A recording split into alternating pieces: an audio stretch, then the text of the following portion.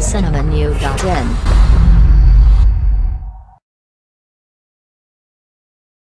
விஜயின் super hit படமான கில்லியில் அவருக்கு தங்கையாக நடித்தவர் ஜெனிஃபர். அந்த படத்தின் அவரின் நடிப்பு பலராலும் பாராட்டப்பட்டது. இந்த நிலையில் விஜயை டா போட்டு பேசும் வார்த்தை பேச பயந்ததாக சமீபத்தில் ஒரு பேட்டியில் கூறியுள்ளார். ரயிலில் போகும்போது மயக்க மருந்து கலந்து பிஸ்கெட் கொடுத்து ஏமாற்றியதாக அப்பா கிட்ட சொல்ற சீன் இருக்கும்.